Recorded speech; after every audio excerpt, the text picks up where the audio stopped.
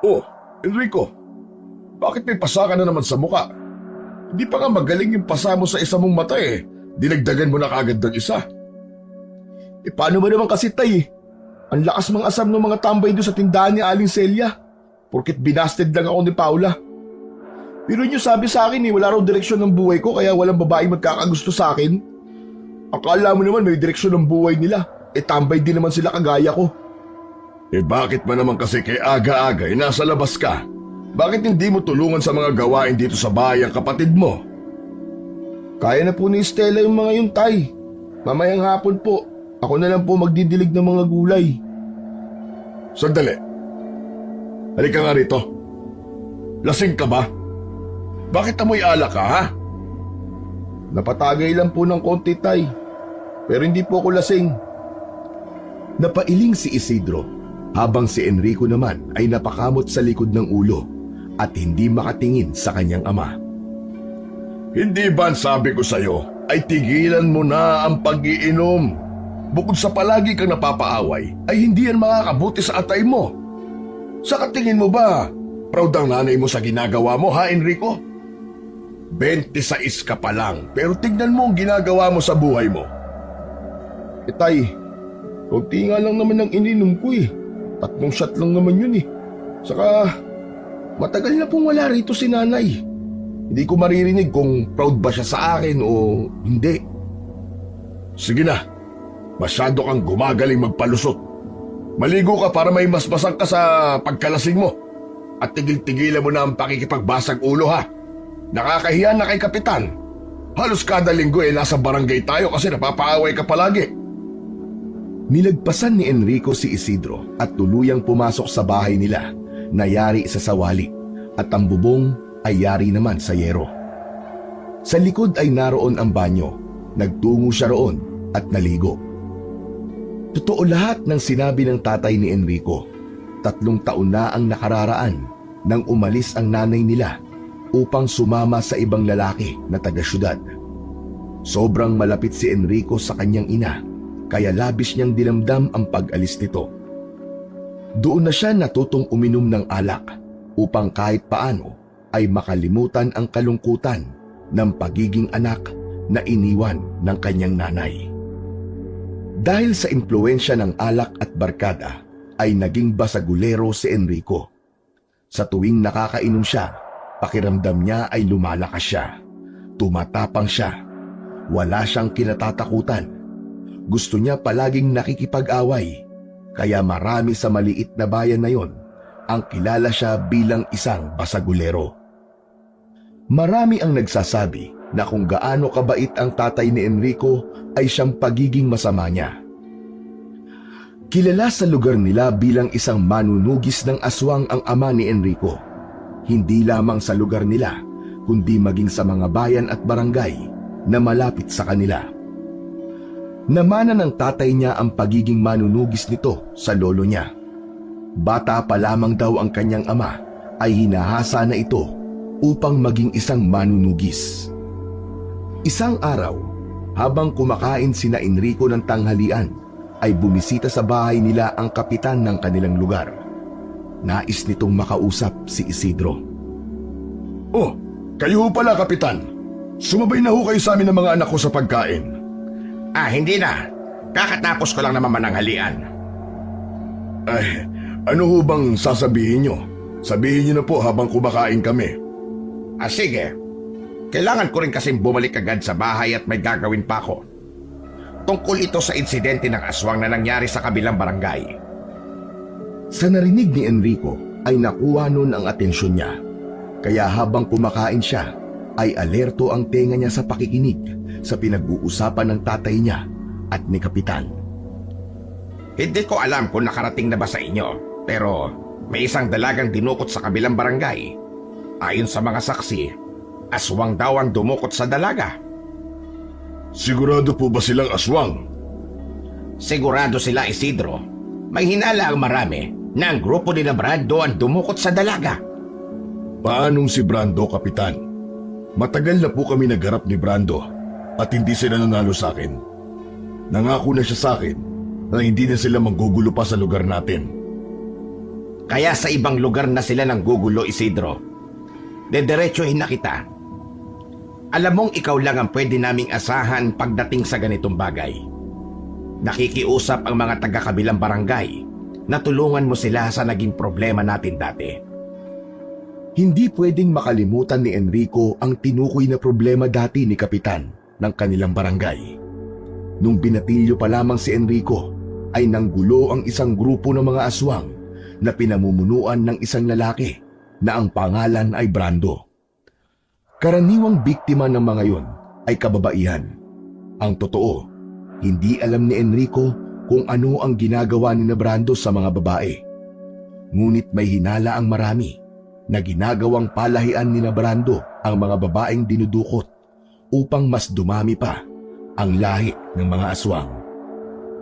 Ngunit dahil sa kakayahan at tapang ng tatay ni Enrico, nagawa nitong talunin si Brando. May pagkakataon na sanang patayin ni Isidro noon si Brando, ngunit nakiusap si Brando na titigil na ito sa pagkuha ng mga babae sa lugar ni Enrico. Maninirahan na lamang daw ito sa bundok, kasama ang mga natitira nitong alagad. Sadyang maawain si Isidro, kaya nakipagkasundo ito kay Brando kapalit ng pagpapalaya nila sa ibang babaeng dinukot. Tumupad naman si Brando sa kasunduan, kaya simula noon ay wala na silang nabalita ang pag-atake o muling pandudukot ng mga kababaihan ng grupo ni Brando. Nakiusap si Kapitan kay Isidro na baka maaari nitong kausapin si Brando na ibalik ang dinukot nitong babae. Ayon kay Kapitan, hindi kailangan na muling magkaroon ng madugong labanan at baka madala pa si Brando sa pakikipag-usap. Baka raw matakot si Brando kay Isidro kapag ito ang kumausap sa pinuno ng mga aswang na nakatira sa kabundukan. Ipinakita na rin ni Kapitan ang litrato ng babae upang alam nila ang itsura ng babaeng kailangan nilang hanapin. Pumayag naman si Isidro. Hindi na nagtaka si Enrico dahil alam niya kung gaano kabukas ang puso ng ama sa pagtulong. Tay, sigurado ka ba talaga na pupuntahan mo si Brando sa kuta nila sa bundok? Oo. Baka kung ano pang gawin nila sa dinukot nilang dalaga. Hindi ako pwedeng tumanggi kay Kapitan. Malaki ang tulong na naibibigay niya sa atin sa tuwing kinakapos tayo. Pero tay, hindi po ba mapanganib yung kung mag-isa lang kayong pupunta ron? Mapanganib nga kung wala akong dalang armas at proteksyon. Isa pa, alam ni Brando ang kakayahan ko. Hindi siya uubra sa akin. Ang bala ko rin, bukas ng umaga ako magpupunta sa kuta nila para hindi sila ganun kalakas. Alam mo tay, mas maganda kung isama niyo ako para meron kang backup kung sakali mang may hindi magandang mangyari. Nag-aalala po kasi ako sa inyo eh. Walang problema. Sa totoo lang, gusto kong ituloy mo ang pagsasanay mo para maging isang manunugis. Kaya lamang, simula nang matuto kang uminom ng alak, ay nawala ka na sa focus. Noon ay sinabi ni Isidro kay Enrico na nais nitong manahin niya ang pagiging manunugis nito. Wala na raw kasing ibang pwedeng sumalo ng bagay na yon, kundi tanging si Enrico lamang.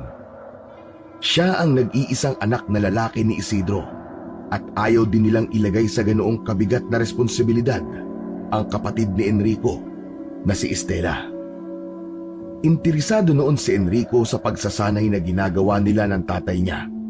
Ngunit nang umalis ang kanyang ina at nakilala niya ang alak, ay nawala na roon ang kanyang atensyon hanggang sa tuluyan ng sumuko ang tatay niya na babalik pa siya sa pagsasanay upang maging susunod na manunugis sa kanilang pamilya. Kinabukasan ng umaga, naghanda na sina Enrico at Isidro sa gagawin nilang pagpunta sa kuta ni Brando sa bundok. Dinala nila ang mga kailangan nila. Bukod sa mga armas, ay nagdala rin sila ng pagkain sapagkat alam nila na magiging mahaba ang kanilang paglalakbay. Alas 5 ng umaga ay nasa paanan na sila ng bundok at sinimulan na nila ang pag-akyat. Walang kaalam-alam ang tatay ni Enrico na nagbaon siya ng isang bote ng alak. Pampalakas niya kasi ng loob ang alak at sa tingin niya ay kailangan niya ng lakas ng loob sa pagpunta nila sa kuta ng mga aswang. Ayon kay Isidro ay isang beses na itong nakapunta sa kuta ni Brando nung nakipag-usap ito ng maayos para sa pangako nito na hindi na ito manggugulos sa kanilang lugar. Tay, sigurado ka ba na alam mo pa ang daan? Oo naman. Kahit matagal na akong nakapunta sa kuta ng mga aswang, ay natatandaan ko pa rin ang daan. Grabe pala ang memorya niyo, Tay, no? Ang talas pa rin. Ako kasi, medyo makakalimutin na eh. Tigilan mo kasi ang pag-inom ng alak. Nakakaapekto yun sa utak mo. Ay naman tayo, nananahimik ang alak, dinadamay niyo sa usapan natin. Maiba ako, Tay. Mga ilang oras pa po ba tayo makakarating dong kina Brando? Siguro 2 oras lang. Kaya tamang-tama ang alis natin. Malaki ang tiwala ni Enrico sa tatay niya. Sinadya niyang mauna ito sa kanya ng ilang dipa upang hindi nito makita ang manakanakang pag-inom niya ng alak. Nung una ay kampante pa si Enrico, ngunit ng 3 oras na silang naglalakad at parang paikot-ikot lang sila, ay doon na medyo kinabahan si Enrico. Habang ang tatay Isidro niya naman ay tuloy lamang sa paglalakad. Hanggang sa hindi na nakatiis si Enrico, kaya't nagsalita na siya. Tay, sandali! Naliligaw na po ba tayo? Huminto muna si Isidro at luminga sa paligid. Mukhang gano'n na nga. Pero sa pagkakatanda ko, ay tama ang dinadaanan natin. Hindi ko lang sigurado kung lumipat na ba ng kuta si Brando. Ano na po ang gagawin natin ngayon, Tay? Baka abutin tayo ng gabi dito sa bundok. Di ba, mas malakas ang mga aswang kapag gabi? Baka may umatake sa atin na aswang, Tay. Huwag kang mag-isip ng hindi maganda. Halika, ang mabuti pa, kumain muna tayo para pagkatapos ay dire-diretso na ang paglalakad natin. Sumilong muna ang mag-ama sa isang mayabong na puno. Habang kumakain sila ng baon nilang pagkain, ay panay ang linga ni Enrico sa paligid. Yun ang unang beses na nakarating siya sa bundok na yon. Matapos nilang kumain, ay muli silang naglakad. Narating na nila ang parte ng bundok kung saan patag na ang lupa. Bahagyang nabuhayan ng loob si Enrico nang sabihin ni Isidro na natatandaan na nito ang lugar na yon. Malapit na raw sila sa kuta ni Brando. Tuloy lang sina Enrico sa paglalakad hanggang sa mapunta naman sila sa mas magubat na bahagi. Medyo madilim sa parting yon dahil hindi tumatagos ang sinag ng araw dahil sa sobrang dami ng puno sa paligid. Hindi na namalaya na mag-ama ang pagsapit ng gabi. Naglalakad pa rin sila at hindi nila alam kung nasaan bahagi na sila ng bundok. Kanina, bumaba sila sa isang matarik na bangin at pagkatapos ay puro kapatagan na ang kanilang nakita. Hindi na nila alam kung paano sila makakabalik sa kanilang pinanggalingan. Tay, pwede bang magpahinga na muna tayo? Pagod na ako eh. At sakit na ng mga paa ko. Inabot na tayo ng gabi. Ito ang ayoko mangyari. Dahil baka may mga aswang na naglipa na rito. Lalo na't hindi natin alam kung nasa paligid lang ba ang kuta ni Brando. Tatay, baka pwedeng bukas na ng umaga na lang natin hanapin ang kuta na yon. Hindi ko na po talaga kaya. Pagod na ako. Naghanap si Isidro ng pwede nilang pagpalipasan ng gabi. May nahanap itong isang maliit na kuweba at yun ang napili nilang pagtaguan. Kakaunti lang ang pagkain at tubig nila. Hindi sila nagdala ng marami dahil ang akala nila ay makakababa rin sila ng bundok sa araw din na yon. Habang kumakain si Isidro, ay napansin niya na nakaupo lang ang tatay niya at nakatingin sa labas ng kuweba. Tay, ba't hindi po kayo kumakain? Ito, hati tayo rito. Hindi na anak. Sa'yo na lang yan. Basta tirahan mo ako ng tubig at ayos na ako. Tay, kung hindi po kayo kakain, manghihina po kayo niyan. Paano po kayo makakalakad niyan bukas? Huwag mo kong alalahanin, anak.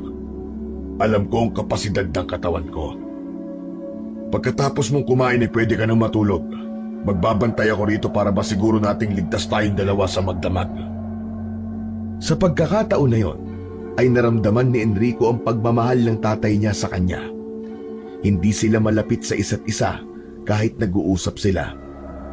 Marami siyang bagay na hindi sinasabi dito, kagaya ng dahilan niya kung bakit siya palaging naglalasing. Kahit ayaw kumain ng tatay niya, ay nagtira pa rin siya ng pagkain para rito. Kung sakali na magutom ito, ay meron itong mailalaman sa tiyan niya kahit paano. Tumabi si Enrico kay Isidro. Napansin niya ang kaseryosohan sa muka ng kanyang ama. Parang ang lalim po ng iniisip niyo ah. Bigla ko lang kasing naalala ang kapatid mo. Mag-isa lang siya sa bahay natin. Tapos ang sabi ko pa sa kanya, ibabalik din tayo kagad sa bahay. Panigurado ko, nag-aalala yun sa atin. Kaya nga po eh. Pero alam kong marunong naman po si Estela sa gawaing bahay. Sigurado ko na ayos lang po yun ngayon. Saka sigurado rin ako na bukas ay makakauwi na tayo pagkatapos nating mahanap ang kuta ni na Brando. Tama ka. Sana nga, Enrico. Hindi ko kasi kayang matanggihan si Kapitan lalo na't malaki ang naitulong niya sa atin. Hindi ko rin kayang pabayaan yung babaeng nawawala. Baka kasi si na Brando talaga ang kumuha sa kanya. Ewan ko ba sa'yo, Tay? Masyado ka kasing mabait eh. Wala akong magagawa, anak. Ako lang ang maaasahan ng bayan natin pagdating sa ganitong bagay. Kaya ikaw, magsanay ka para maging manunugis ka kapag nawala na ako. Ikaw na ang papalit sa akin. Hindi yung puro inom ang inaatupag mo. Ay, Tay, inaantok na pala ako. Sigurado ka po ba na ikaw na magbabantay dyan? Iniiba mo lang ang usapan eh. Pero sige na, matulog ka na anak. Ako na ang bahala rito. Humiga na si Enrico na maluktot na lang siya at inisip niya na nakahiga siya sa banig at naroon siya sa bahay nila. Kahit ang totoo ay mga dahon lamang ang hinihigaan niya. Nang dahil sa labis na kapaguran sa maghapon na paglalakad, ay mabilis na nakatulog si Enrico.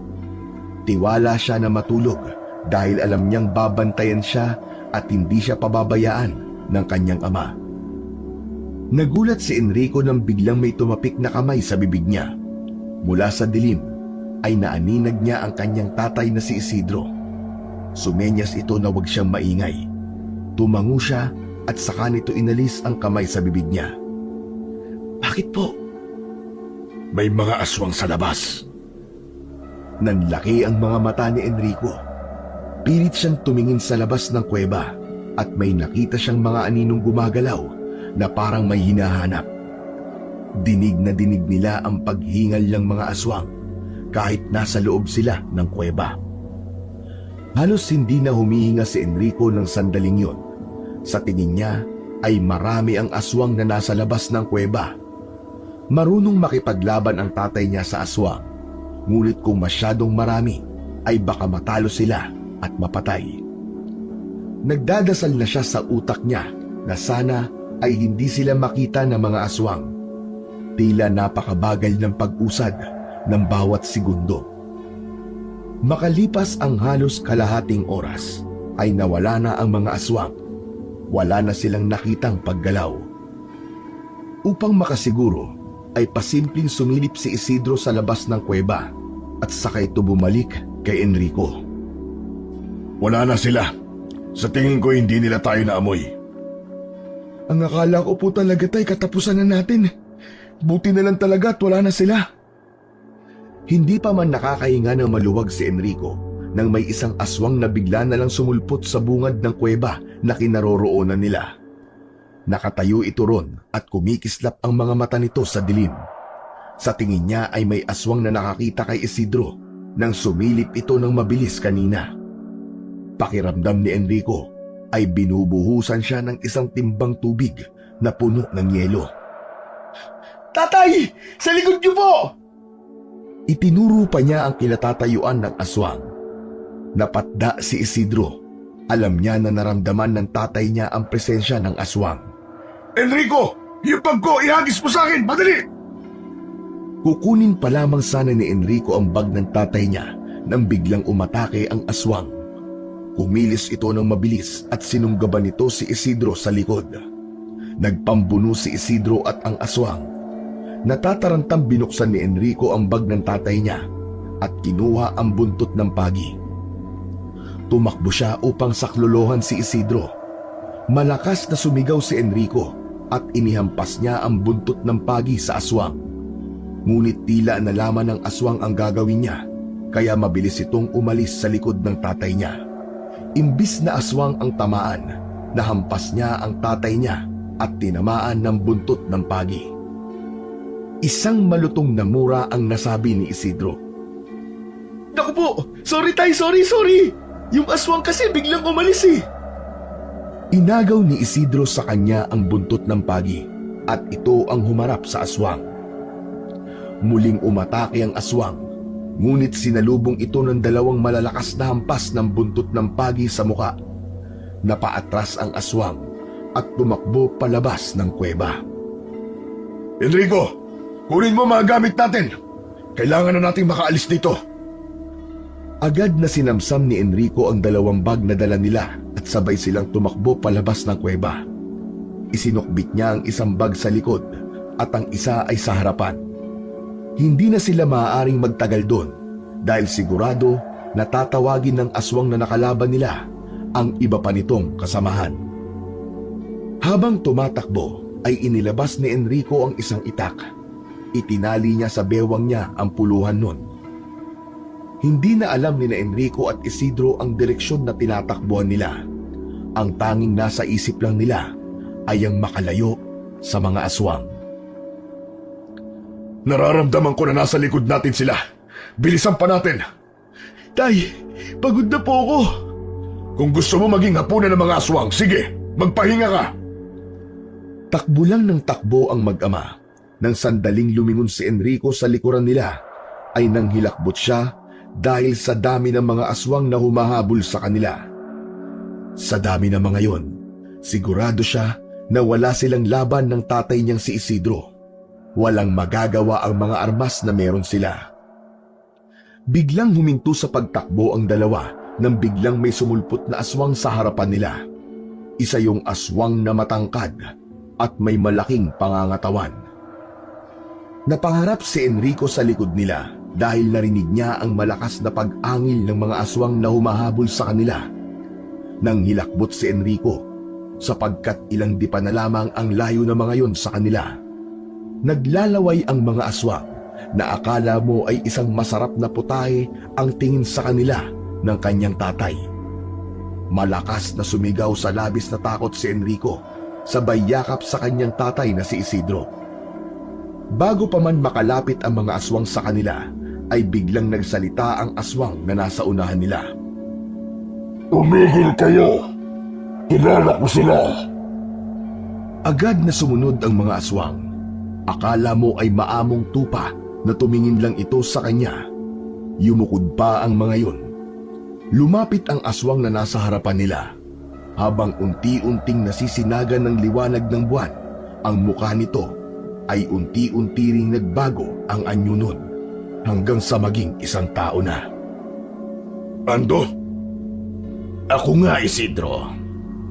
Nasaan yung aswang lang ako pero hindi mo ko nakilala. Kung sa bagay, ang tagal na rin panahon na hindi tayo nagkita. Anong ginagawa mo rito sa bundok? At sino yung kasama mo? Anak ko ito, si Enrico. Ikaw talaga ang sinadya namin dito sa bundok. Naligaw lang kami. Mabuti na lang at sumama ako sa pangangaso sa mga alagad ko. Kung hindi, baka napatay na nila kayo. Pangangaso? Hindi ka ba makapaniwala? Oo, pangangaso. Yan na ang ginagawa namin ngayon dito sa bundok simula ng ating kasunduan. Hindi na kami bumababa sa kapatagan. At ang mga hayop dito sa bundok ang aming kinakain. Hindi na nagsalita si Isidro. Alam ni Enrico na duda ang tatay niya sa sinabing yun ni Brando, habang si Enrico ay hindi pa rin umaalis sa pagkakayakap sa kanyang ama. Hindi pa rin nawala ang takot niya dahil sa napapaligiran sila ng napakaraming mga aswang. Tumingin si Brando kay Enrico. Naaamoy ko ang takot mo. Hindi ka ba nagmana sa tatay mo? Alam mo ba na minsan na akong tinalo ng tatay mo sa isang labanan? Kaya nandito kami ng aking mga kauri dahil sa isang kasunduan. Nakatitig lang si Enrico kay Brando. May kakaiba sa mga tingin nito para mas lalo siyang makaramdam ng takot. Yun ang unang beses na nagkaroon siya ng pagkakataon na kausapin ng isang aswang. Gusto kitang makausap, Brando. Alam nyo, masyado na malalim ang gabi. Bakit hindi mo na kayo magpalipas ng gabi sa aming kuta upang makapagpahinga? Baka nagugutom na kayo o nauuhaw. Mapagkakatiwalaan ba namin kayo, Brando? Malakas na tumawa si Brando. Isidro. May isa akong salita. Kahit matagal na ang ating naging kasunduan, ay pinanghahawakan ko pa rin yun. Wala kayong dapat na ipag-alala ng anak mo. Sumunod kayo sa akin. Mas ligtas kayo sa aming kuta kesa dito sa maraming mamabangis na hayop. Tumalikod si Brando at nagsimula ng maglakad. Sumunod agad dito ang mga aswang na nasa likuran nila. Hindi pa rin umaalis sina Enrico at Isidro sa kinatatayuan nila. Tay, ano? Sasama ba talaga tayo sa kanila? Parang ayoko eh. Nakakatakot sila. Kailangan nating sumama sa kanila, anak. Kailangan makausap ko si Brando kung sila ba ang dumukot sa babaeng nawawala. Basta, maging handa ka lang palagi. Sumunod sina Enrico at Isidro kay Brando at sa mga alagad nitong aswang. Halos 1 oras silang naglakad bago sila nakarating sa kuta ng mga aswang. Para yung isang maliit na bayan na puro kubo ang bahay. May ilang aswang na nasa anyong tao ang nasa labas at masama ang tingin sa kanilang mag-ama. Huminto si Brando sa pinakagitna ng kuta. Dito kayo sa tabi ko, Isidro at Enrico. Hayaan niyong ipakilala ko kayo sa aking nasasakupan dito sa bundok. May pag-aalinlangan na sumunod si Enrico kay Isidro nang lumapit ito kay Brando. Hindi pa rin naaalis ang takot sa dibdib niya. Mas lalo pa yung lumala sapagkat nasa kuta na sila ng mga aswang. Kung alam lang niya, dapat pala ay uminom ulit siya ng alak na dala niya upang magkaroon siya ng lakas ng loob. Doon ay napagtanto ni Enrico na kaya niyang makipagbugbugan sa tao pero sa aswang ay mukhang hindi.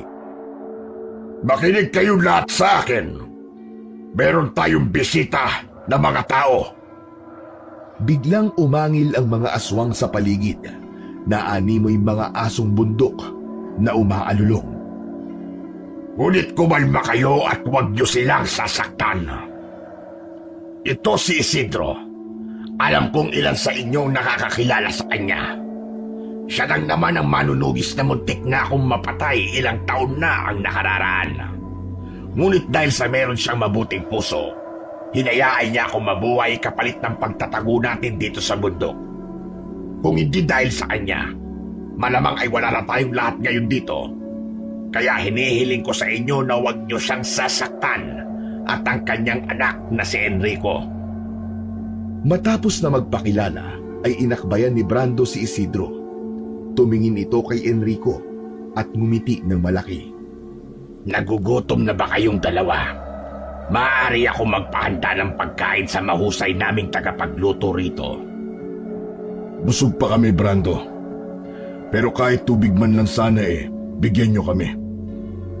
Magbibigay kami ng tubig sa inyo. Pero sumama muna kayo sa akin. Ako ang mismo mag-aatid sa inyo sa kubo na inyong tutulugan ngayong gabi para makapagpahinga na kayo. Ngunit hindi kami maaaring magtagal dito. Kailangan na kitang makausap. Hindi pa ba tayo nag-uusap ngayon, Isidro? Ang ibig kong sabihin ay kausapin ka sa dahilan kung bakit kami nandito ng aking anak. Marahang tinapik ni Brando si Isidro sa balikat at mahinang tumawa. Isidro, wala akong ganang makipag-usap ngayon ng mga seryosong bagay. Para puntahan mo ko rito sa aking kuta. Alam kong hindi biro ang bagay na sasabihin mo. Bukas ng umaga na lang tayo mag-usap. Sumunod kayo sa akin. Nagkatinginan sina Enrico at Isidro. Wala na silang nagawa kundi ang sundan si Brando sa kung saan man sila nito dadalhin.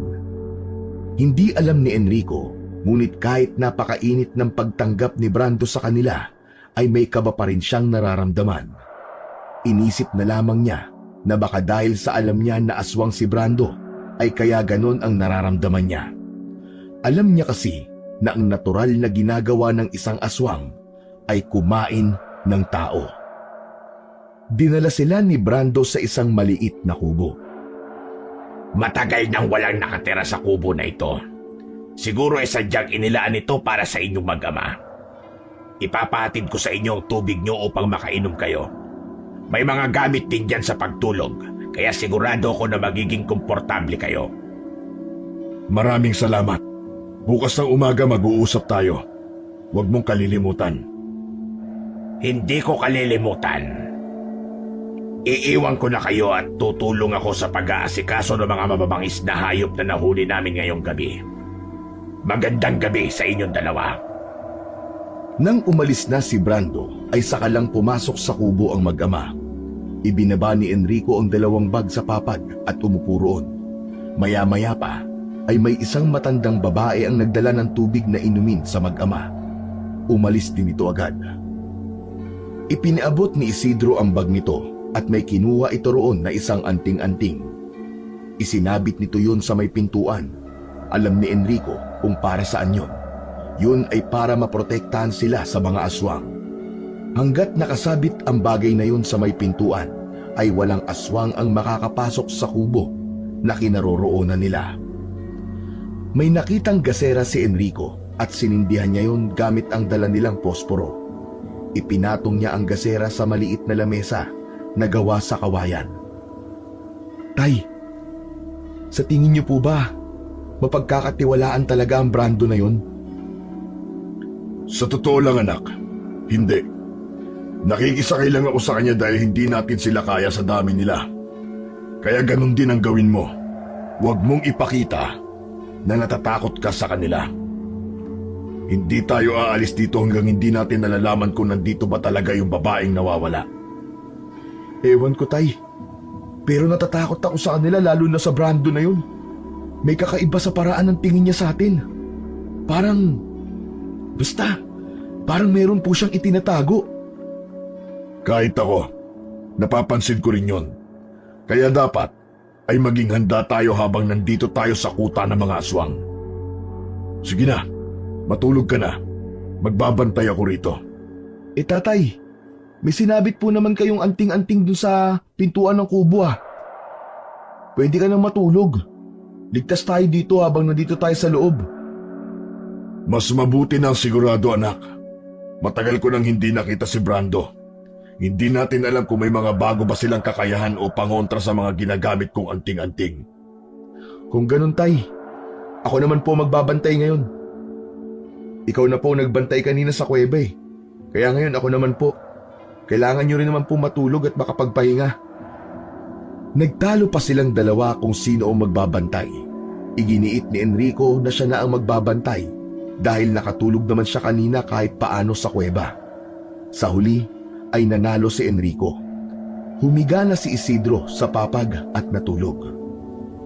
Habang mahimbing na natutulog ang tatay ni Enrico, ay pinagmasdan niya yon. Nakikita niya na ang bakas ng katandaan sa kanyang ama. Meron na itong kulubot sa muka at kaunting puting buhok.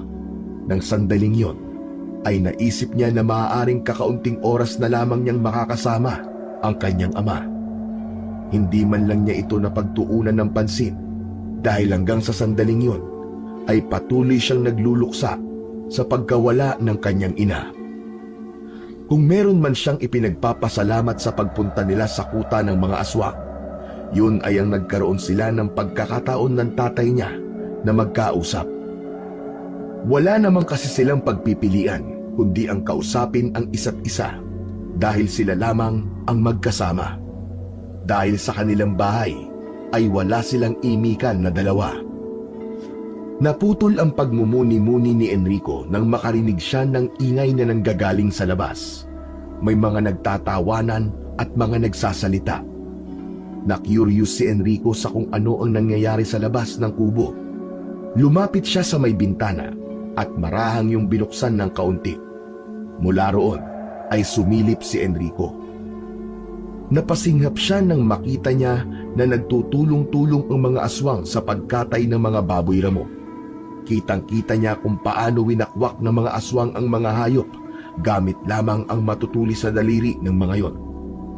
May iba na hinihila ang bituka at kinakain yung nanghilaw. Ang iba naman ay sinasahod ang dugong tumutulo sa lamesa kung saan kinakatay ang mga baboy ramo. Hindi na kinaya ni Enrico ang kanyang nakikita. Isinarado niya na ang bintana at lumayo roon. Umupo na lang siya sa gilid ng papag at pilit na nilabanan ang antok. Napabalikwas ng gising si Enrico nang makarinig siya ng malakas na pagtilaok ng manok. Hindi niya namalayan na nakatulog na pala siya.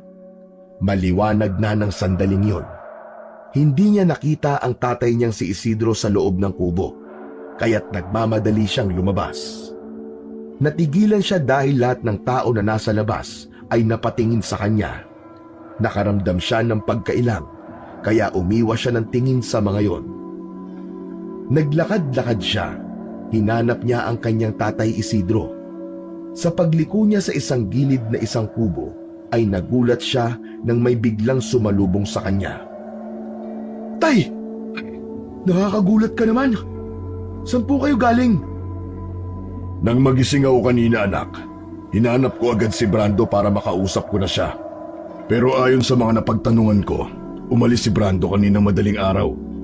Hindi raw alam ng mga narito kung saan nagpunta. Paano natin siya matatanong tungkol doon sa nawawalang babae? Yun na nga eh. Hindi pa tayo maaaring umalis dito hanggat hindi natin nalalaman kung hawak ba ni Brando ang babae na yon. Ano pong gagawin natin ngayon, Tay? Wala tayong magagawa. Hihintayin natin si Brando. Kapag dumating na siya, tatanungin ko na kagad siya sa gusto nating malaman sa kanya. Pero sa ngayon, ikutin muna natin ang kuta nila. Baka nandito yung babae. Maghiwalay tayo para mas mabilis. Pero Tay, natatakot ako eh. Enrico, wala kang maaabot kung palagi mong pinapairal ang takot mo. Takot ang pipigil sa'yo para gawin ang mga bagay na gusto mo mangyari sa buhay mo. Yan ang papakatandaan mo, anak. Natahimik si Enrico sa sinabing yun ng kanyang tatay dahil tumagos yun sa buong pagkatao niya. Matapang lang siya kapag nakakainom at lasing siya. Ngunit kapag hindi, palagi na siyang pinangungunahan ng takot, lalo na sa mga aswang. Wala nang nagawa si Enrico kundi ang sumunod sa sinabi ng kanyang tatay Isidro. Naghiwalay sila ng tatay niya. Ramdam niya ang mga mata ng mga naroon na nakatingin sa kanya. Iniiwasan na lang niyang makasalubong ang tingin ng mga aswang na nasa anyong tao. Pasimple siyang sumilip sa mga kubo na naroon. Wala siyang nakitang kahinahinala. Makalipas ang ilang minuto, ay muling nagkita ang mag-ama. O ano, anak? May nakita ka ba? Wala po, Tay. Tay, hindi po kaya wala talaga rito yung babaeng nawawala? Baka naman hindi sina Brandon dumukot sa kanya. Hanggat hindi natin nakakausap si Brando, hindi tayo aalis dito. Isang matandang babae ang lumapit kina Enrico at Isidro. Ayon dito, ay oras na para sa almusal. May isang mahabang lamesa sa gilid ng kuta kung saan nakaupo na ang lahat ng nakatira roon. Nakatingin ang mga yun sa kanila, kaya halos nakayuko na si Enrico. Magkatabing umupo sina Enrico at Isidro. Nakita nila ang kanilang almusal, kanin at inihaw na karne. Lihim na napalunok si Enrico. Hindi niya kasi alam kung anong uri ng karne ang nakahain. Sinabi ng matandang babae na kumain na sila. Akala mo ay gutom na nilantakan ng mga naroon ang pagkain na nasa lamesa, habang si Enrico at Isidro ay nagkatinginan lamang. Alam ni Enrico na parehas ang tumatakbo sa utak nila ng kanyang ama. Nagdadalawang isip sila kung kakain ba sila o hindi. Tumingin ang matandang babae sa mag-ama at tinanong sila nito kung bakit hindi nila ginagalaw ang pagkain nila. Lola, parang parang busog pa po pala kami. Magtutubig na lang po kami ng anak ko. Anong oras mababalik si Brando? Kailangan na kasi namin siyang makausap. Ayon sa matandang babae, hindi nito alam kung anong oras darating si Brando. Isa pa raw, kabastusan na hindi sila kakain, gayong pinaghirapan ng mga ito ang pagluluto. Huwag daw silang mag-alala dahil hindi karni ng tao ang nakahain, kundi karni ng baboy ramo. Pasensya na po sige ho, kakain na kami kasabay nyo. Kakain talaga kayo, Tay? Oo, sa tingin ko'y nagsasabi naman siya na totoo. Isipin mo na lang na ito yung mga nahuli nilang baboy ramo kagabi. Tiningnan ni Enrico ang inihaw na karne. Dinampot niya ang isang tipak at sinipat yun ng mabuti. Napangiwi siya dahil may balahibo pa sa taba nun. Nakita niya na nakatingin sa kanya ang lahat ng mga aswang na para bang hinihintay na kumain siya. Kakain na po ako. Salamat po sa grasya. Pikit matang kumagat si Enrico sa inihaw na karne at agad niya yung sinundan ng pagsubo ng kanin. Halos hindi niya yun ginuya at nilunok niya kagad yun. Kumain na rin si Isidro ng mabilis. Ganon din ang ginawa ni Enrico. Inisip na lang niya na baboy ramo talaga ang kinakain niya. Pagkatapos kumain ay napatakbo si Enrico palayo sa kuta.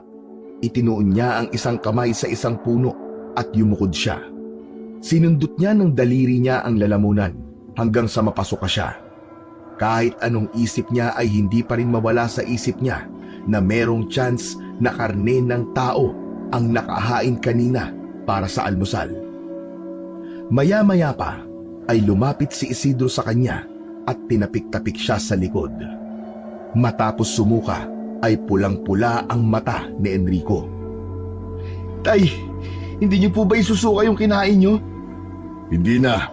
Mas gusto kong isipin kung anong oras babalik si Brando. Alam niyo, Tay, nakakahalata na talaga ako sa Brando na yun. Kagabi pa siya parang umiiwas na magkausap kayong dalawa. Alam niyo na mag-uusap kayo ngayon pero bakit bigla siyang umalis? Yan din ang hinala ko, anak. Marahil ay alam ni Brando kung tungkol saan ang pag-uusapan namin. Pero sa sandaling bumalik siya rito, hindi ko na siya hahayaan na umiwas na naman sa atin. Tay, gusto ko na po talaga makaalis rito. Habang nandito kasi tayo, pakiramdam ko nasa hukay ang kalahati ng katawan natin eh. Lumipas ang isang oras, sumapit na ang tanghalian at kinailangan na namang kumain nila Enrico at Isidro. Tiniis na lang nila ang pagkain ng nakahain na karne. Matapos kumain, ay nagpalipas muna sila ng oras sa kubo. Nakatulog si Enrico habang si Isidro naman ay hinasa ang dala nilang itak. Nang magising si Enrico ay nakatayo si Isidro sa pintuan at nakatanaw sa labas. Tay, dumating na po ba si Brando? Nakausap niyo na po ba siya? Hindi pa, anak. Mukhang tama ang hinala natin na umiiwas siya. Huwag kang mag-alala, Tay. Kasi hindi naman siguro pwedeng hindi siya babalik dito. Kuta niya to eh. Siya ang pinuno ng mga aswang na narito. Nang sandaling yon, ay hindi pa rin makapaniwala si Enrico na halos isang araw na sila sa kuta ng mga aswang. Hindi niya magawang kumalma dahil pakiramdam niya ay palaging may panganib na nakaabang sa kanilang mag-ama. Ngunit wala siyang pagsisisi na sumama siya sa kanyang ama. Alam niya na kung nasa bahay lang siya at hindi agad makakauwi ito, ay labis siyang mag-aalala para sa kanyang ama. Unti-unti nang dumidilim, ngunit hindi pa rin bumabalik si Brando. Mas lalong lumakas ang hinala ni na Enrico na sinadya yun ni Brando upang maiwasan sila. Ramdam na ni Enrico ang pagkainip ni Isidro. Makailang ulit na nitong hinasa ang itak. Alam niya na nagpapalipas lamang ito ng oras. Nang sumilip si Enrico sa labas ng kubo, ay nakita niya na naghahanda na ng hapunan ang mga kababaihan. Nako, kakain na naman tayo, Tay. Parang hindi ko na po yata kaya. Pakiramdam ko talaga karne ng tao yung pinapakain nila sa atin eh. Wala tayong magagawa kundi ang makisama sa kanila, anak. Nasa teritoryo nila tayo at hindi natin sila dapat galitin. Baka kung anong gawin nila sa atin. Eh ano pa nga bang magagawa natin kundi ang sumunod sa kanila? Pero sana naman dumating ng Brando na yun. Masyado nang halata ang pag-iwas niya sa atin eh. Tinawag ng muli si na Enrico para sa hapunan. Hindi niya alam kung wala bang ibang alam na luto ang mga naroon kundi inihaw lang. Yun kasi ulit ang ulam nila sa gabing yun. Sa gitna ng pagkain ay biglang dumating si Brando. May kasama itong dalawang lalaki na may dalang malalaking ahas na wala ng buhay. Tignan niyo ang aming nahuli. Napakalaking sawa. Sigurado ako na ilang araw din natin itong kakainin. Umupo na si Brando sa kabisera. Mabilis itong binigyan ng pagkain ng isang matandang babae. Nay, kausapin niyo na po si Brando para makaalis na tayo. Pagkatapos kumain, kakausapin na natin siya. Binilisan ni Enrico ang pagkain at sa hindi inaasahan ay nasamid siya. Agad siyang uminom ng tubig. Mukhang gutom na gutom ka, Enrico, ha?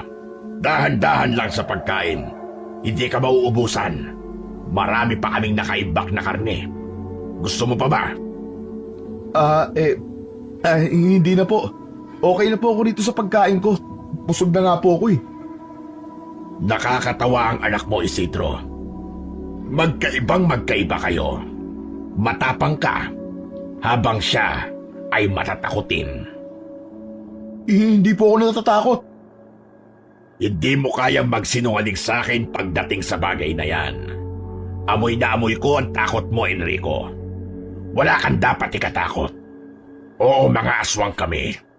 Ngunit nagbago na kami. Wala na sa dugo namin ang pagkain ng tao. Pagpasensyaan mo ng anak ko, Brando. Naniniwala kami sa inyo na nagbago na kayo. Ngunit hindi sanay ang anak ko sa presensya ng mga aswang. Naiintindihan ko, Isidro. Wala kang dapat na ipaliwanag. Malaking ngumiti si Brando na nagbigay ng kakaibang takot kay Enrico. Matapos kumain, ay bigla na namang nawala si Brando. Hinanap nila ito at may nagsabi sa kanila na nagpapahinga na si Brando sa kubo nito. Itinuro naman ng napagtanungan ni na Enrico kung nasaan ang kubo ni Brando. Yun ang pinakamalaking kubo sa kutang yon. Magkasamang nagtungo roon ang mag-ama. Si Isidro ang kumatok, ngunit walang nagbukas. Nang itulak ni Isidro ang pinto, ay nalaman nila na hindi yun nakakandado dahil bumukas yun. Nanlaki ang mga mata ni Enrico nang makita niya ang ginagawa ni Brando sa loob ng kubo. Nakikipagtalik ito sa isang babaeng aswang. Mabilis na tinakpan ni Isidro ang mata niya, ngunit inalis niya ang kamay ng kanyang tatay. Naku! Pasensya na, Brando. Ipagpaumanin mo. Agad na isinarado ni Isidro ang pinto. Ngayon lang ako nakakita tayo ng aswang na nag-aano ah. Kagaya rin sila ng tao, anak, na may pangangailangan. Hintayin na lang natin silang matapos. Makalipas ang ilang minuto, ay lumabas na sa kubo ang babaeng kasama doon ni Brando. Muling kumatok si Isidro at pinatuloy na sila ni Brando sa loob. Nakatayo si Brando sa gitna ng kubo. Wala itong suot na pang-itaas. Paumanhin sa nakita nyo kanina. Ano pala ang kailangan nyo? Brando, hindi na ako magpapaligoy-ligoy pa. May babaeng nawawala sa kalapit na barangay namin. Gusto ko sanang itanong kung may kinalaman ka ron. Sandaling natahimik si Brando at matama nitong tiningnan si Isidro. Maya-maya pa ay marahan itong umiling. Hindi nito inaalis ang mata sa ama ni Enrico. Sinabi ko na sa inyo, matagal na kaming tumigil sa pagkain ng tao. Nagbago na kami. Duda ka pa rin ba kaya nandito kayo para itanong sa akin ang bagay na yan? Hindi naman sa ganun, Brando. Ngunit may ilang nakapagsabi na grupo mo daw ang dumudukot sa mga babae sa ibang lugar. Ang hinala pa nila ay ginagawa niyong palahian ng mga babae upang dumami kayo. Malakas na tumawa si Brando sa narinig. Wala ba kami mga babae rito upang kailanganin pa naming mandukot ng mga kababaihan sa kapatagan? Nakita nyo ginagawa namin ng babae na narito kanina, hindi ba? Hindi pa ba sapat na patunay yon na hindi kami ang nandudukot sa mga babaeng sinasabi mo? Isa pa, hindi lang kami ang grupo ng aswang, Isidro. Alam mo naman na marami kami. Baka isa sa kanila ang gumagawa ng kaguluhan sa lugar na yon. Maaari ba naming tingnan ang lahat ng kubo rito para makasiguro? Insulto para sa akin na hindi mo ko pinaniniwalaan. Pero sige, bumapayag ako. Enrico, tara. Titingnan natin ang lahat ng kubo rito. Sasamahan ko na kayo upang hindi magtaka mga alagad ko kung bakit papasok kayo sa kubo nila. Dahil sa mapagkumbabang pananalita ni Brando, ay unti-unti nang naniwala si Enrico na totoo ang mga sinabi nito. Naisip niya na baka nga naman ibang grupo ng mga aswang ang nandudukot ng mga kadalagahan sa kanilang bayan. Sinamahan ni Brando si Enrico at Isidro sa mga kubo na naroon. Kakaunti lang ang kubo, kaya hindi nagtagal ay nagawa na nilang tingnan ng maayos ang lahat ng kubo. May nakita ba kayong babae na dinukot namin? Hindi ba't wala? Tama ka, Brando. Pasensya ka na kung napagdudahan ka namin. Wala yun sa akin. Ang importante ay napatunayan ko sa inyo na hindi na gumagawa ng masama ang grupo ko. Hanggang ngayon ay tinutupad ko pa rin na naging kasunduan nating dalawa noon.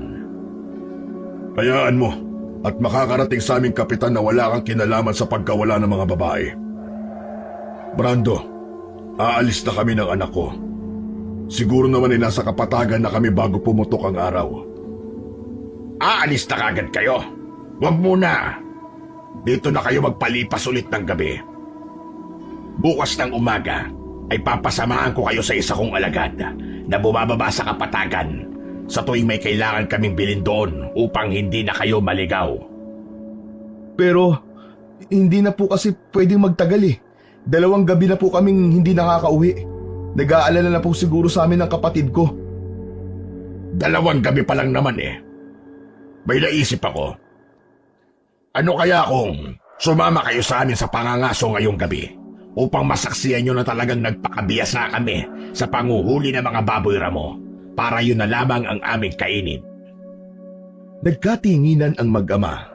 Kung si Enrico ang papipiliin, ay walang problema sa kanya kung manatili sila roon ng isa pang gabi. Nagkaroon kasi siya ng kagustuhan na makita kung paano mangaso ang mga aswang. Minsan lang yun mangyari sa buhay niya at baka hindi na maulit pa.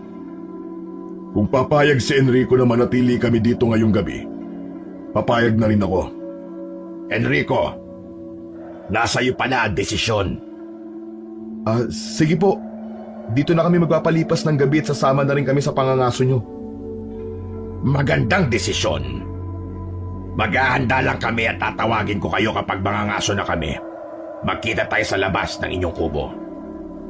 Maya-maya pa ay kasama na nina Enrico at Isidro ang grupo ni Brando sa magubat na bahagi ng bundok. Nasaan yung aswang na ang mga ito, kaya medyo may takot si Enrico, lalo na at nasa tabi sila ni Brando. Nakatago sila sa makapal na halaman. Nag-aabang ang mga aswang sa dadaan na baboy ramo.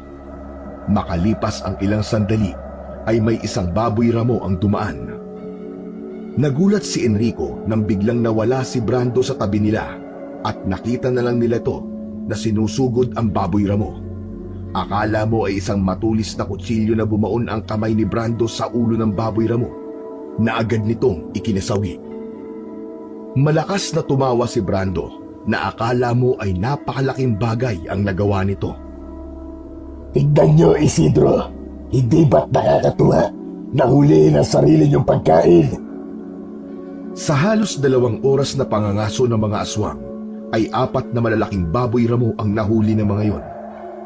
Aaminin ni Enrico na nag-enjoy siya sa panonood sa mga aswang kung paano manghuli ang mga yon ng pagkain. Bumalik na sila sa kuta ng mga aswang. Inihatid pa sila ni Brando sa kubo nila. Pumasok na roon sina Enrico at Isidro. Akmang papasok si Brando sa kubo, ngunit natigilan ito nang nasa pintuan na ito. Nakita nito ang nakasabit na anting-anting at bahagya itong natawa. Nagsabit ka pala niyan dito. Kaya pala hindi ako makapasok. Wala ka pa rin bang tiwala sa amin ng mga alagad ko? Pasensya na. Inilagay ko yan dyan nung unang gabi namin dito. Pero ngayon, wala na ako nakikitang dahilan para ilagay pa yan dyan. Buo na ang tiwala ko sa'yo, Brando. Tinanggal ni Isidro ang anting-anting na nakasabit sa itaas ng pintuan at isinilid yon sa bag. Nakapasok na si Brando ng kubo. Masaya ako na may tiwala ka na sa akin. Hayaan mo. Kapag may nakita kong aswang na wala sa grupo ko ay kakausapin ko. Itatanong ko kung meron ba silang kinalaman sa pagkawala ng mga babae sa lugar nyo. Pupuntahan kita sa bahay mo kapag may nakuha na akong impormasyon. Malaking bagay yan. Maraming salamat. Anong oras pa lang alis nyo bukas? Siguro mga alas 5 ng umaga. Walang problema. Ipapakato ko kayo bukas sa isa sa mga alagad ko para ihatid kayo sa kapatagan. Lalabas na ako. Magandang gabi sa inyo. Isinarado ni Enrico ang pinto nang makalabas na si Brando. Akin ay anting-anting, tay. Ibabalik ko na sa pintuan. Hindi na kailangan, anak. Sa tingin ko'y wala tayong dapat ikatakot pa. Baka kasi makita pa ni Brando na isabit natin ulit yon at mainsulto siya. Ano ba yan, tay? Masyado ka mabait kasi. Ano kung makita niya? Nag-iingat lang naman tayo eh. Maniwala ka sa akin, anak. Wala tayong dapat na ikatakot. Matulog na tayo dahil maaga pa tayong aalis para makauwi. Hindi na nakipagdalo pa si Enrico sa tatay niya at sinunod na lamang niya ang sinabi nito na hindi na kailangan ibalik ang anting-anting sa pagkakasabit sa pintuan. Pagkahiga ni Enrico ay agad siyang nakatulog. Ngunit sa gitna ng pagkakatulog niya ay bigla siyang nagising. Naramdaman niyang kailangan niyang magbanyo. Tahimik siyang bumangon mula sa kanyang higaan at lumabas sa kubo. Siniguro niya na hindi maaabala sa pagtulog ang kanyang ama. Lumakad si Enrico papunta sa isang madilim na bahagi ng kuta na medyo malayo sa kubo. Hinanap niya ang banyo, ngunit wala siyang nakita. Kaya nagdesisyon siya na sa damuhan na lamang umihi. Habang naglalakad, napansin niya ang ilang anino na gumagalaw malapit sa mga drum na imbakan ng pagkain. Nagkubli siya sa likod ng isang puno at maingat na sumilip upang makita ang ginagawa ng mga aswang. Nakita ni Enrico na may inilalagay na mga karne ang aswang sa mga drum. Kung ganon, doon pala ang imbakan nila ng mga pagkain. Matapos mailagay ng mga aswang ang mga karne sa drum, ay umalis na ang mga yon. Na-curious si Enrico kung paano ba nakaimbak ang mga karne. Nang masiguro niyang malayo na ang mga aswang, ay dahan-dahan siyang lumapit sa kinaroroonan ng mga drum. Binuksan niya ang isang drum at napangiwi siya sa maasim na amoy na sumingaw. Sumilip si Enrico at nakita niyang punong-puno yun ng mga karne ng baboy ramo. Binuksan niya ang pangalawang drum at ganun pa rin ang nakita niya. Hanggang sa napansin niya na merong drum na mas malaki kumpara sa iba. Nagsimulang bumilis ang tibok ng kanyang puso habang nilalapitan ang pinakamalaking drum. Sa pagbukas niya sa pinakamalaking drum ay natigilan siya at nanlamig. Tumambad sa kanya ang mga parte ng katawan ng tao. Nakita niya ang mga kamay, paa at iba pang parte ng katawan ng babae. biglang lumutang sa ibabaw ang isang pugot na ulo ng babae. Hindi siya maaaring magkamali. Yun ang babaeng nasa litrato na ipinakita sa kanila ni Kapitan. Kinilabutan si Enrico. Agad siyang tumakbo pabalik sa kanilang kubo na puno ng takot at kaba. Pagdating niya sa kubo, marahas niyang ginising ang kanyang ama. Tay! Tay, gising! Gumising kayo! Kailangan na natin umalis dito! Nagising si Isidro, naguguluhan at bakas sa muka ang pag-alala. Bakit? Ano ba yun? Ano nangyari? Bakit ka natataranta? Habang humihingal, ipinaliwanag ni Enrico ang nakita niyang mga parte ng katawan ng tao sa loob ng malaking drum. Yung malaking drum, tay, naimbakan ng mga aswang. May mga parte ng katawan ng babae doon. Yung babaeng nawawala. Nakita ko yung ulo niya na nasa loob ng drum. Sigurado ka ba sa nakita mo, anak? Oo naman po, malinaw po ang mga mata ko. Tay, nagsinungaling po si Brando sa atin. Sila ang nangunguha ng mga babae sa bayan natin. Nag-alab ang mga mata ni Isidro sa galit. Ayusin mo ang mga gamit natin. Aalis na tayo dito ngayong gabi. Mabilis na inayos ni Enrico ang kanilang mga gamit habang nakasilip sa bintana si Isidro. Ibinigay ni Enrico sa tatay niya ang buntot ng pagi habang ang itak naman ang sa kanya. Tay, handa na po lahat. Kailangan na po nating umalis. Sige anak, maging alerto ka lang. Dahan-dahan nilang binuksan ang pinto ng kubo. Tahimik nilang tinahak ang madilim na daan. Maingat ang bawat hakbang nila upang hindi makagawa ng ingay.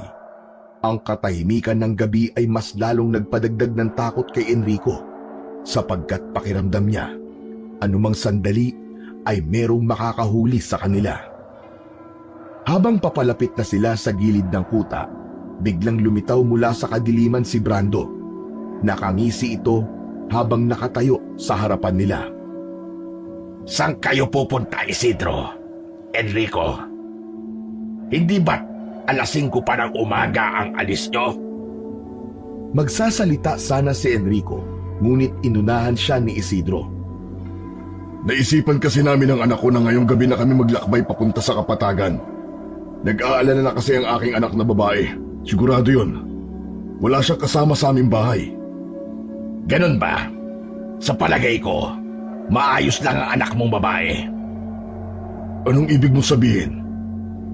Ilabas ang bihag! Mula sa isang kubo ay inilabas ng 2 aswang ang kapatid ni Enrico na si Estela. Hawak ng 2 aswang ang magkabilang kamay ni Estela. Habang wala itong tigil sa pagpupumiglas at pakikiusap na pakawalan nito. Hayop ka, Brando! Sinungaling ka! Ikaw at ang mga alagad mo ang dumukot sa mga kababaihan sa bayan namin. Pakawalan mo ang anak ko! Kung hindi mo magugustuhan ang gagawin ko sa inyo! Nakakatakot ka naman. Nanginginig na ako sa takot. Nginig na nginig. Nung tinalo mo ko sa laban, nandun tayo sa Kapatagan. Pero ngayon, nandito ka sa kuta ko. Anong laban mo sa akin? At isa pa, hindi ba dapat ay magpasalamat ka sa akin dahil dinala ko rito ang iyong anak na babae? Ilang araw kong pagsasawaan ang katawan niya hanggang sa makabuo kami ng maraming anak. At kapag wala na siyang pakinabang, gagawin namin siyang pagkain. Hindi yan mangyayari. Papatayin ka namin kasama ng mga alagad mong mahihina. Hanga din talaga ako sa'yo, Enrico. Sa kabila ng takot mo, ay nagagawa mo pang sabihin yan. Ngumisi si Brando hanggang sa malakas itong humalakhak.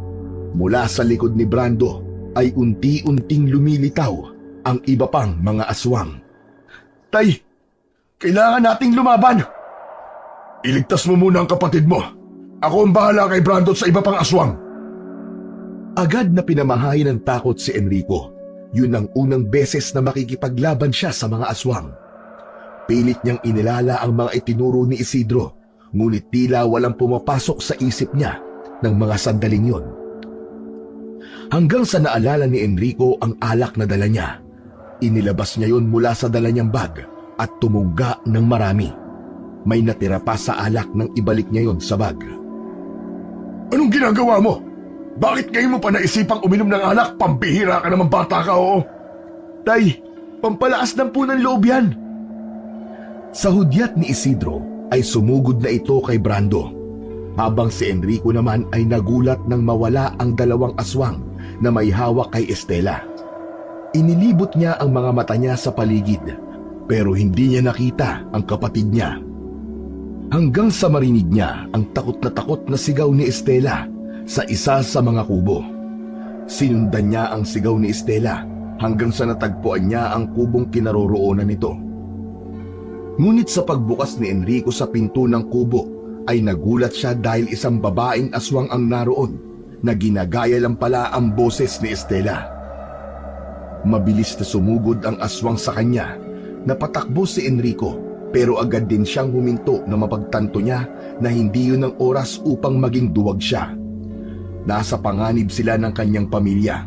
Kailangan niyang iligtas ang kapatid niyang si Estela upang matulungan na niya si Isidro sa pakikipaglaban kay Brando. Naramdaman ni Enrico ang epekto ng ininom niyang alak. Doon na siya nagkaroon ng lakas ng loob na harapin ang babaeng aswang. Nang makita niya itong papasugod sa kanya, ay sumugod din siya. Sinalubong niya ito. Mariin niyang isinaksak ang itak sa bunganga ng babaeng aswang. Nang hugutin niya ang itak, ay wala ng buhay itong bumagsak. Yan ang nararapat sa'yo! Napakaingay ng bunganga mo! Sa pag-ikot ng mata ni Enrico, ay nakita niya si Estela na kinakaladkad ng dalawang aswang patungo sa kagubatan. Agad na tumakbo si Enrico patungo sa direksyon ng mga aswang. Estela! Kuya! Tulungan mo ako! Hindi inalis ni Enrico ang mata niya kay Estela. Ayaw niyang mawala ito sa paningin niya. Hanggang sa isa sa dalawang aswang ang sumugod kay Enrico. Hindi siya nagpakita ng takot. Tuloy lang siya sa pagtakbo. Malakas niyang hinataw ng itak sa leeg ang aswang na sumugod sa kanya. Sa sobrang talas ng itak na yon, ay humiwalay ang ulo ng aswang sa katawan nito. Lumipad ang ulo ng aswang sa kung saan. Nakita ng aswang na may hawak kay Estela ang nangyari. Binitiwan nito si Estela at tumakbo para tumakas. Ngunit hindi hinayaan ni Enrico na makatakas ang aswang na yon. Hinabol niya ito. Nang ilang dipa na lamang ang layo niya sa aswang, ay binato niya doon ang itak at tumusok yon sa batok ng tumatakbong aswang. Walang buhay na bumagsak sa lupa ang aswang. Kinuha ni Enrico ang itak at binalikan ang umiiyak na si Estela. Huwag ka nang umiyak, Estela. Ligtas ka na. Maraming salamat, kuya.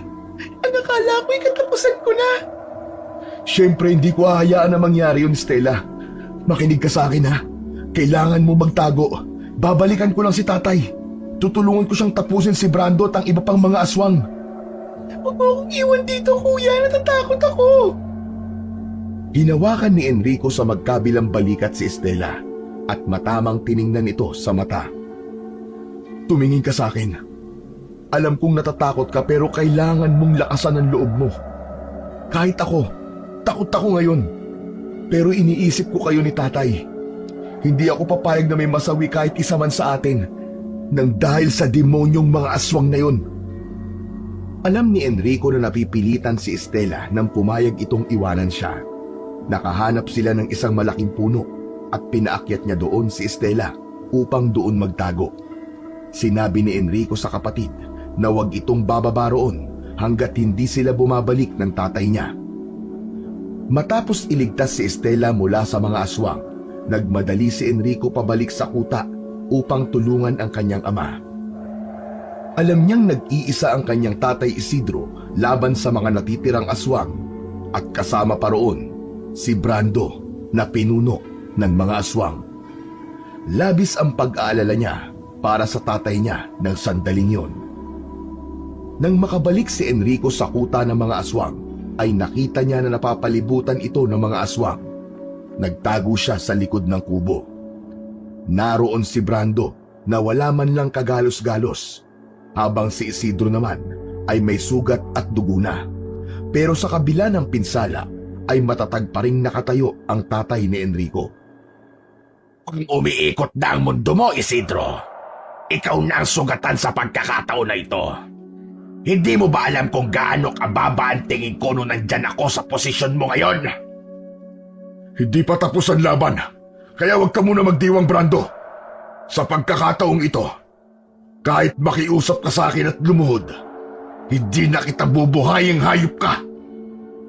Ikaw ang dapat makiusap at lumuhod sa harapan ko. Isa pa, nasaan na ang anak mong si Enrico? Mukhang tumakas na. Iniwan ka na. Duwag kasi ang anak mo. Walang silbi. Insultuhin mo na ako, pero huwag ang mga anak ko. Sa bagay, masakit talagang marinig ang katotohanan. Walang silbi ang anak mong si Enrico. Masyado nang humahaba ang kwentuhan natin. Tapusin na natin to. Initusan ni Brando ang mga aswang na patayin si Isidro. Biglang umatake ang mga aswang, ngunit mabilis at maliksi pa rin si Isidro. Ginamit ni Isidro ang buntot ng pagi. Bawat aswang na tinatamaan ng hagupit ng tatay ni Enrico ay humihiyaw ng dahil sa sakit. Habang patuloy ang pakikipaglaban ni Isidro sa mga aswang, ay nilalabanan din ni Enrico ang takot niya. Masyadong maraming aswang ang naroon at hindi niya alam kung mananalo ba sila. Nang nakita ni Enrico na nakalmot ng isang aswang sa likod si Isidro, ay napalabas siya sa pinagtataguan niya. Yun ang nagtulak sa kanya upang tulungan na ang kanyang ama. Agad niyang sinugod ang mga aswang. Tinaga niya sa liig ang unang aswang na aatake sana sa kanya. Lumapit siya kay Isidro. Nagtalikuran sila upang protektahan ang isa't isa. Ang akala ko'y tumakas ka na. Si Stella nasan? Ligtas na po si Stella, tay. Huwag ka po mag-alala sa kanya. Nagpatuloy ang mag-ama sa kanilang laban. Si Enrico, gamit ang kanyang itak, ay nagpamalas ng walang takot na tapang. Tinataga niya ang mga aswang. Si Isidro naman, gamit ang buntot ng pagi, ay walang humpay sa pakikipaglaban. Bawat hampas nito ay may kasamang pag-asang manalo. Hanggang sa hindi nila namalayan na si Brando na lamang ang natitira sa mga aswang. Wala kayong silbi. Ang dami-dami nyo. Pero napatumba kayo ng dalawang mahihinang tao. Hindi nyo ako matatalo. Mga walang kwenta. Nag-anyong aswang na si Brando. Sumugod si Brando kay Isidro. Sa sobrang bilis ng pagkilos nito, ay nagawa nitong makagat si Isidro sa balikat. Inilabas ni Isidro ang nakatago nitong patalim at inundayan ng saksak sa tagiliran si Brando. Nagpatuloy ang pagpapalitan ng atake ni na Isidro at Brando. Nakangangalang si Enrico sa dalawa dahil tunay na napakahusay ng tatay niya sa pakikipaglaban sa aswang, kahit pasugatan at duguan na ito. Nung una ay nananalo pa si Isidro, ngunit sa hindi inaasahang pangyayari ay nawalan ng balanse si Isidro. Nabitiwan nito ang hawak na itak at sinamantala yon ni Brando. Tinalunan ni Brando si Isidro at tinapakan ito sa dibdib gamit ang isang paa. Mabilis na kinuha ni Brando ang itak na nasa lupa at itinapon yon sa malayo. Sinong may sabi na hindi nananalo ang kasamaan sa kabutihan? Isa kang tinik sa lalamunan ko, Isidro. Kailangan mo nang mamatay para muli akong makapagasik ng takot sa bayan mo. Enrico, panoorin mo kung paano ko patayin ang tatay mo sa harapan mo. Huwag kang mag-alala, dahil ikaw na ang isusunod ko. Isang malakas na sigaw ang pinakawalan ni Brando. Itinaas nito ang mga kamay at nakita ni Enrico na mas humaba at mas naging matulis ang mga kuko nito. Mabilis na nag-isip si Enrico. Naalala niya ang natitirang alak na nasa kanyang bag. Inilabas niya yon kasama ang posporo. Tumakbo siya palapit kay Brando at tinawag niya ang pangalan nito. Sa paglingon ni Brando ay ibinato niya ang bote ng alak sa mukha nito. Sa lakas ng pagkakabato niya ay nabasag sa mukha ni Brando ang bote at naligo ito sa alak. Sinindihan ni Enrico ang isang palito ng posporo at ibinato niya yon sa muka ni Brando. Nagliyab ang muka ni Brando at tumakbo ito sa kung saan-saan. Walang tigil ang pagsigaw nito dahil sa paglamon ng apoy sa muka niya. Tinulungan ni Enrico na tumayo si Isidro. Pinanood nila si Brando. Maya-maya pa ay patihaya itong bumagsak at hindi na gumagalaw, ngunit patuloy pa rin ang pagliyab ng muka ng pinuno ng mga aswang. Hinintay nila na mawala ang apoy bago nila nilapitan si Brando. Sunog na sunog ang muka nito. Alam nila na buhay pa si Brando dahil humihinga pa ito at nakabukas ang mga mata na nawalan na ng kulay. Ngayon mo sabihin na mananalo ang kasamaan sa kabutihan. Hoy Brando, kung makikita mo lang sana ang itsura mo ngayon, kamukha mo yung inihaw na karne na palagi mong pinapakain sa amin ni tatay dito sa mabaho niyong kuta. Bumuka ang bibig ni Brando at nagpumilit na magsalita. Huwag na. Huwag niyo akong papatayin. Nakikiusap ako sa inyo. Paus na ang boses ni Brando at halos hindi na yon maintindihan. Pinagbigyan kita ng isang beses, Brando. Ngunit anong ginawa mo? Sinayang mo lang. Napakatanga ko na kung pagbibigyan pa kita ulit ng isa pang pagkakataon. Pangako, tutapakin ko na ang usapan natin. Ayoko pang nadatay. Natahimik si Isidro nang tingnan ni Enrico ang tatay niya ay kinakabahan siya dahil tila nag-iisip ito kung ano ang magiging desisyon nito. Kung papatayin ba nito si Brando o bubuhayin. Tay, huwag niyo po sabihin sa akin na pagbibigyan niyo pa ang Brando na yan. Hindi nagsalita si Isidro. Hinanap nito ang itak na pinagtapunan ni Brando. Nang makita nito yon, ay bumalik ito sa tabi ni Brando. Matama nitong tiningnan ang naghihingalong aswang. Mabuti kang tao, Isidro. Hayaan mo akong magbago. Nakikiusap ako sa iyo. Nagtaka si Enrico nang ibigay ni Isidro sa kanya ang itak. Tay, anong gagawin ko rito sa itak? Ikaw na ang gumawa ng bagay na gusto kong gawin, anak. Ito na ang tamang oras. Napangiti si Enrico nang makuha niya ang ibig nitong sabihin. Hinawakan niya ang itak ng dalawa niyang kamay at walang pagdadalawang isip na itinarak niya yon sa tapat ng puso ni Brando. Isang mahabang paghinga ang pinakawalan ni Brando, saka ito sumuka ng dugo. Doon na huminto ang paghinga nito, kaya nasiguro nila na wala ng buhay ang pinuno ng mga aswang.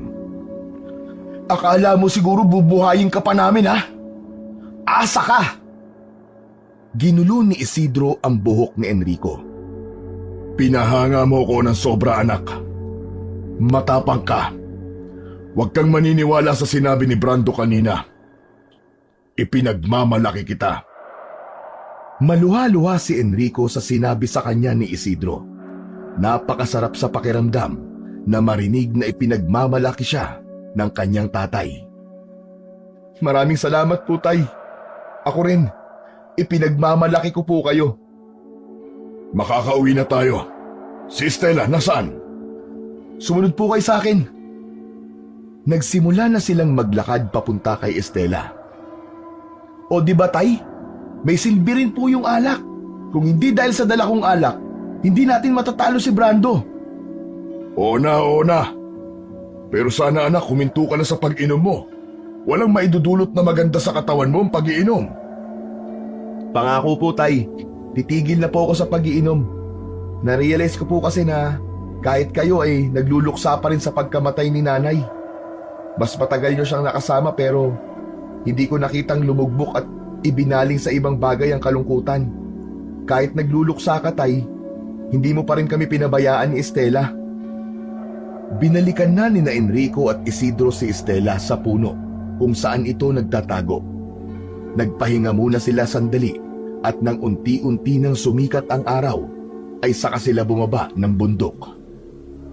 Tila isang himala na hindi naligaw sina Enrico sa pagbaba nila sa bundok dahil narating nila ang kapatagan.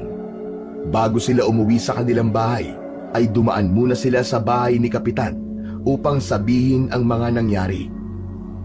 Nalungkot din sila dahil huli na at hindi nila nailigtas ang nawawalang babae sa kabilang barangay. Ayon kay Kapitan, ito na ang bahalang magsabi sa pamilya ng babae. Ngunit kahit paano, ay masaya pa rin sila dahil wala na si Brando at ang mga alagad nito. Sigurado si Enrico na magiging tahimik at payapa na ang kanilang bayan. Matapos makipag-usap kay Kapitan, ay naglakad na ang mag-aama pabalik sa kanilang bahay. Ang araw ay tuluyan ng sumikat na para bang nagdadala ng bagong liwanag matapos ang madilim na laban sa kuta ng mga aswang. Sa wakas, makakapagpahinga na tayo. Masayang sabi ni Enrico nang nasa harapan na sila ng kanilang bahay. Nauna nang tumakbo si Enrico palapit sa kanilang bahay at binuksan niya ang pinto. Agad siyang pumasok. Dumiretso siya sa maliit nilang kwarto at nanlaki ang mga mata niya sa gulat sa nakita niya roon. Nakahiga si Estela at mahimbing na natutulog. Naguluhan si Enrico kung naroon pala sa bahay nila ang kapatid niya. Malamang ay nilinlang sila ni Brando. Hindi totoong Estela ang dinukot ng mga ito, kundi isa sa mga aswang na ginaya lamang ang wangis ng kanyang kapatid na babae. Agad na sinakluban ng kaba si Enrico. Sumilip siya sa bintana at nakita niya nakausap ni Isidro ang peking Estela. Nakatalikod ang tatay niya sa gawi niya. Kailangan kong bigyan ng babala si Itay. Sa pagkakataon na yon ay nagising na si Estela. Tuwang-tuwa ito nang makita siya. Agad niyang ipinaliwanag kay Estela ang nangyari. Ayon kay Estela, ay imposibleng ito ang dinukot ng mga aswang dahil naroon lang ito sa bahay nila habang wala si Enrico. Estela, dito ka lang ha. Huwag kang lalabas kahit na anong mangyari. Mabilis na tumakbo si Enrico palabas. Nilapitan niya ang tatay niya. Ibubuka pa lang niya ang bibig niya upang isiwalat ang katotohanan nang makarinig sila ng malakas na sigaw ni Estela mula sa kanilang likuran. Lumayo ka sa kanila! Tatay! Enrico! Tumabi kayo! Nagulantang sina Enrico at Isidro nang makita nila si Estela na may hawak na mahabang kawayan na may tulis sa dulo. Agad na tumabi sina Enrico at Isidro. Buong tapang na sinugod ni Estela ang peking Estela. Tumarak ang dulo ng kawayan sa dibdib ng peking Estela. Nangihinang bumagsak sa lupa ang peking Estela. Nang nakahandusay na ito sa lupa, ay bumalik na yun sa totoo nitong itsura. Isa pala yung lalaking aswang. Kung ganon. Oo tatay, tama kayo. Hindi totoong Estela ang dinukot ni na Brando. Nilinlang nila tayo. At ikaw naman, Estela, hindi ko akalain na kahit mainin ka ay kaya mong pumatay ng aswang. Gusto ko pong maging kagaya niyo, Itay. Isang matapang na manunugis. Paano yan? Gusto ko ring maging manunugis. Kung ganun, pwede na tayong tawagin na pamilyang manunugis. Saka na natin pag-usapan ang bagay na yan. Napakasaya ko dahil buhay kayong dalawa. Nagyakap ang mag-aama. Puno ng kaligayahan at pasasalamat ang puso nilang tatlo. Maya-maya pa ay magkakasama silang pumasok sa kanilang tahanan. Sa wakas, tapos na ang kasamaan ni Brando. Nakakalungkot na may mga buhay ng tao siyang kinuha. Pero maganda rin na napigilan natin na madagdagan pa ang biktima niya. Sigurado ako, kung nasan man ngayon ang nanay niyo, ay ipinagmamalaki niya kayo. Lalong-lalo ka na, Enrico. Ibang tapang ang ipinakita mo. Isang matamis na ngiti ang pinakawalan ni Enrico. Sa pagkakataon na yon, ay desidido na siyang sumunod sa yapak ng kanyang ama bilang isang matapang at mahusay na manunugis ng mga aswang.